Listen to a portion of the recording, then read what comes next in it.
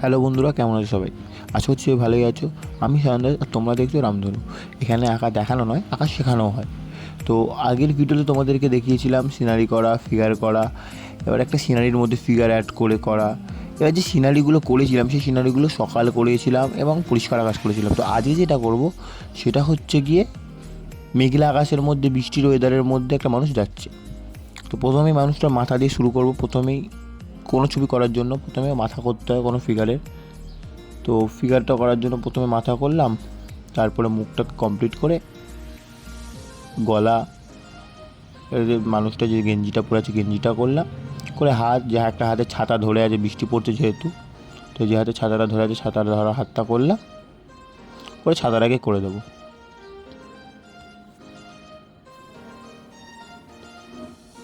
দেখতেই পাচ্ছ ছাতাটা করে দিলাম। ছাতার যে ডিজাইনটা হয় সেটাও করে দিয়ে তারপরে আস্তে আস্তে পুরোটা কমপ্লিট করে, আর এই হাতের মধ্যে আমি একটা মাছ করেছি, মানে বৃষ্টির ওয়েদারে লোকটা বাড়িতে মাছ নিয়ে যাচ্ছে, ইলিশ মাছ রান্না হবে। ব্যাপারটাই আলাদা, বৃষ্টির ওয়েদারে ইলিশ মাছ খাওয়া। তারপরে পাগুলো করে দিয়ে ছবিটাকে আমি কমপ্লিট করলাম, মানে ফিগারটা ধরে ধরে পাগুলো করলাম। এই পাটা যে হেঁটে হেঁটে যাচ্ছে লোকটা, সেটা দেখালাম আর কি।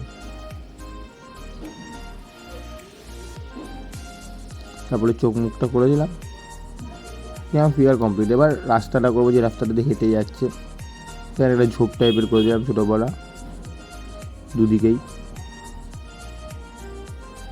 করে দেওয়ার পর এখানে ঘাস করে দিয়ে এখানে একটা নৌকা করে দিলাম, যে বৃষ্টির মধ্যে মাঝিরাও, পুকুর হোক বা নদী হোক বা ঝিল হোক, এটা প্রপার বোঝা যায়নি, আমি এটা করেছি, ঠিক আছে। ওর মধ্যে এসছে মাছ ধরতে। এটা একটা পালতোলা নৌকা করে দিলাম। করে দেওয়ার পর এইদিকে দুটো তাল গাছ করে দেবো। দুটো তাল গাছ করে দিয়ে একটা বড় একটা ছোট করে দেওয়ার পর ওখানে একটা ছোটো বড়া জমি দেখিয়ে দেবো, যেখানে উপরে তাল গাছটা আছে আর কি। আর পিছনে ছোটো বড় একটা জঙ্গল করে দেবো এরপরে।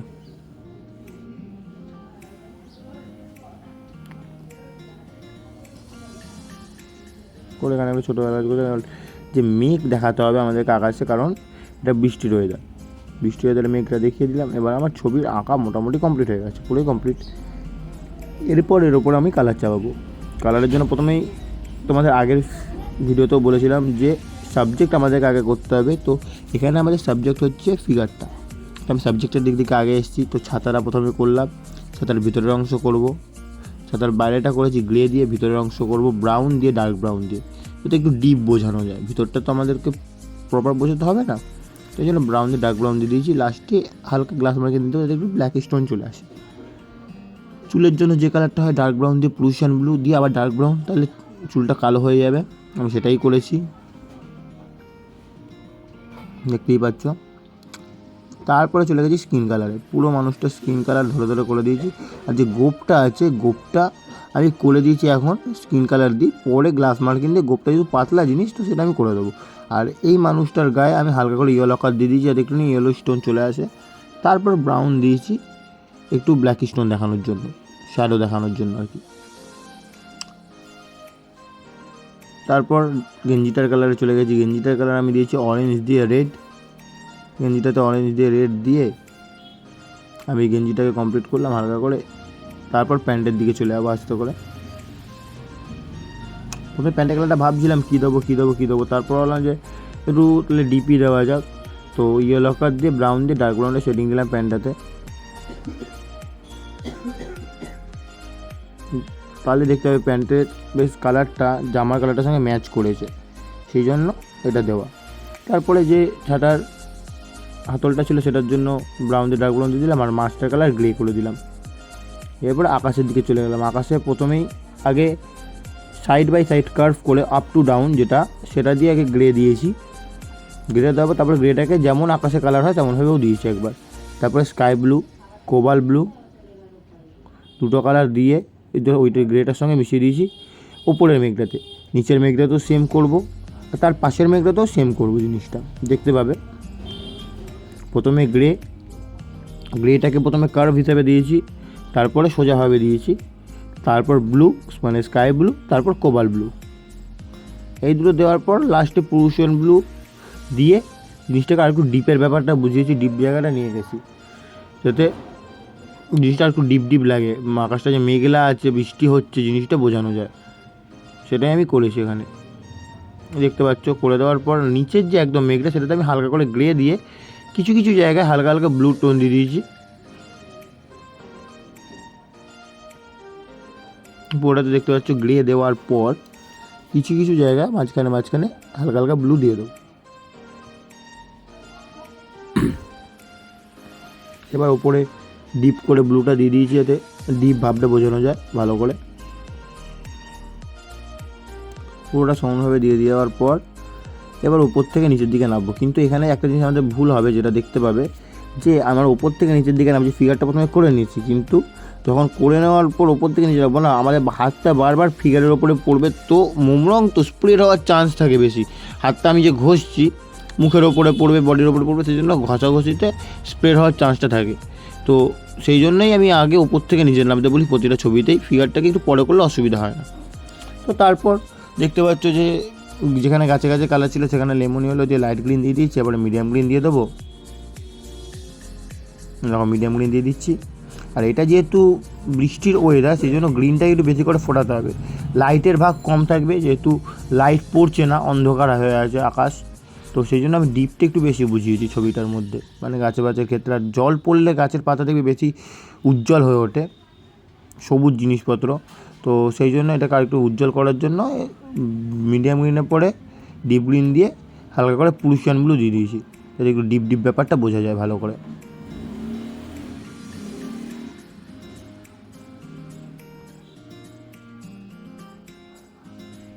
পুরোটা করে দেওয়ার পর তারপর আমি এতে করে দেবো ওই গাছের গুঁড়িগুলোতে, যেটা হয় কালার ইয়েলো কালার দিয়ে, ব্রাউন দিয়ে, ডার্ক ব্রাউন। তোমাদেরকে নতুন ছবিতে নতুনভাবে করে দেখাচ্ছি কীভাবে করতে হয়। কালার কিন্তু সেমই, কালার চেঞ্জ কিছু নেই, কিন্তু কীভাবে করতে হবে, কীভাবে চাপাতে হবে, জিনিসটা ব্যাপার আছে, সেটাই আমি তোমাদেরকে প্রতিটা ভিডিওতে করে দেখাচ্ছি। তারপরে যে পালটা ছিল সেটার জন্য ভায়োলেট দিয়ে ব্লু দিয়ে গ্রে দিয়ে দিলাম, নৌকার জন্য yellow colour, brown, dark brown. আর যে মানুষটা আছে দূরে আছে বলে মানুষটাকে আমি প্রপার বোঝাইনি, ওটাতে ওপরেও আমি ব্রাউন দিয়ে ডার্ক ব্রাউন দিয়ে দিয়েছি। আর এই যে মাটিটা আছে, মাটিটার জন্য ইয়েলো কালার দিলাম, হালকা করে ব্রাউন দিলাম, ব্রাউন দেওয়ার পর হালকা করে গ্রিন দিয়ে দিলাম। আর নদীটা, যদি এটা নদী বলো বা তুমি ঝিল বলো, যাই বলো, এইটাতে প্রথমে হালকা করে ব্লু দিয়ে দিলাম। আর যেখানে যেখানে শ্যাডো পড়েছে যেটার, সেটাকে বোঝাইয়ে দিলাম। যে ওপরে দেখতে পাচ্ছ তাল গাছটা শ্যাডো পড়েছে, ওটা করলাম। এইখানে যে তাল গাছগুলো সেটা শ্যাডো করলাম, করে ব্লুটা দিয়ে ভালো করে টোন দিয়ে দিলাম। দেওয়ার পর এই নৌকাটার শ্যাডোটা ফেলতে হবে আমাদেরকে ভালো করে, যাতে বোঝা যায় ভালো করে। দেখতে পাচ্ছ ডিপ দিয়ে দিলাম জায়গাগুলোতে, ডিপটা দিলে ছবিটা ফুটবে ভালো। শ্যাডোগুলোতে ফেললে না, এই যে কোনো নদীর মধ্যে কোনো কিছুর মধ্যে জিনিসটা একটা রিফ্লেক্টিং ব্যাপারটা, সেই জিনিসটা চলে এসেছে দেখতে পাচ্ছ নদীটার মধ্যে। তারপরে মাটির কালার করে দিলাম, ইয়েলো কালার দিলাম, প্রথমে পিচ কালার দিয়েছি, ইয়েলো কালার দিয়েছি, দিয়ে ব্রাউন দিয়ে আবার ইয়েলো কালারটা এইগুলোতে দিয়ে দিলাম। ওখানে ঝোপের যে কালারটা ছিল, এখানে যে বেড়া টাইপের ছিল এইটাতে, তারপর ব্রাউনটাকে দিয়ে ভালো করে শেডিং করে লাইট শ্যাডো বুঝিয়ে দিলাম। লাইট ব্যাপারও আছে, শ্যাডোটা বেশি একটু রেখেছি, কারণ ছবিটার মধ্যে লাইট কম আছে, শ্যাডোটা বেশি বোঝানোর জন্য। পুরোটা দেখতে পাচ্ছি সুন্দরভাবে মিশাতে হবে। মিশে দেওয়ার পর যে জায়গাটা বাকি লাগছে সেই জায়গাগুলো আমি একটু আউটলাইন করে দিলাম, ভালো করে ডিপ চাপিয়ে দিলাম। এরপরে যেটা কাজ সেটা হচ্ছে গ্লাস মার্কিং করা। পুরোতে ভালো করে ধরে ধরে গ্লাস মার্কিং করবো। গ্লাস মার্কিং করার পর ছবিটা দেখবে পুরো আসল লাগবে পুরো। আবার দেখতে পাচ্ছ ওপরটাতে একটু পলিউশনগুলো ভালো করে দিয়ে দিলাম, আমি একটু ডিপ কম মনে হচ্ছিলো বলে। এটা গেল, ভেঙে গেল গ্লাস মার্কিংটা। কিন্তু ভেঙে যাওয়ার পর আমি যেটা হয় আর কি, আবার ছুলতে বসবো, সেই জন্য ওই ভাঙাটাকে দিয়ে করছিলাম খানিক্ষণ, দেখতে হবে। টোনটা বোঝানোর জন্য একটু ভালো করে দিয়ে দিয়েছিলাম। এবারে আমাদের গ্লাস মার্কিংটা যাবে ভেঙে।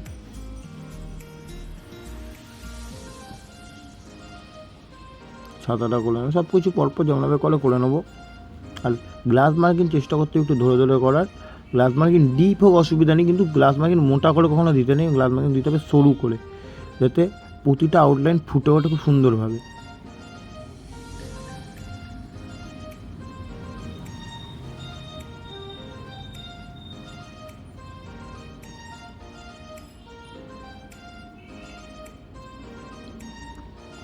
এই ছবিটার মধ্যে একটা টুইস্ট আছে, যে আগের ছবিগুলোতে তোমাদেরকে দেখিয়েছিলাম, ভেঙে গেল।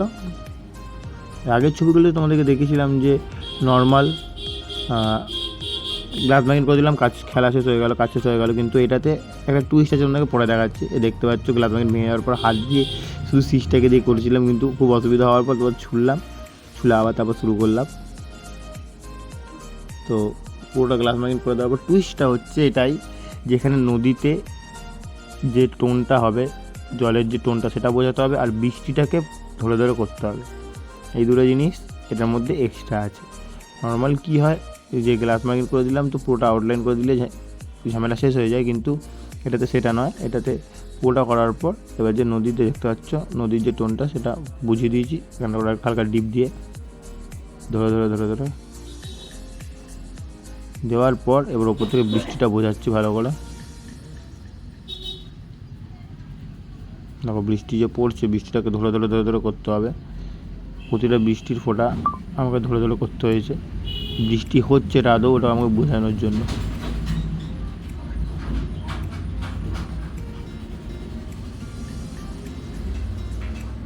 তো পুরোটাতে বৃষ্টি করে দিয়ে লাস্টে এখানে একটা যে বৃষ্টির ফোঁটাগুলো পড়ে যে জল রাস্তাটার মধ্যে যে এফেক্টটা হয়েছে ওটা ক্রিয়েট করলাম ইয়েলো আর ব্রাউন দিয়ে। দেওয়ার পর পুরো ছবিটা কমপ্লিট হয়ে গেল। ছবিটা কেমন হয়েছে অবশ্যই জানিও কমেন্টে। চ্যানেল নতুন দেখলে সাবস্ক্রাইব করে দিও, আর ভিডিওটা ভালো লাগলে লাইক করে দিও। তোমাদের আমি প্রতিবার নতুন নতুন ভিডিও, নতুন নতুন ছবি এঁকে দেখাতে থাকবো, শেখাতে থাকবো। আশা করছি ভিডিওটা খুব ভালো লেগেছে। দেখা খুব তাড়াতাড়ি নতুন ভিডিও। আজকের মতন এইটুকুই থাকবে।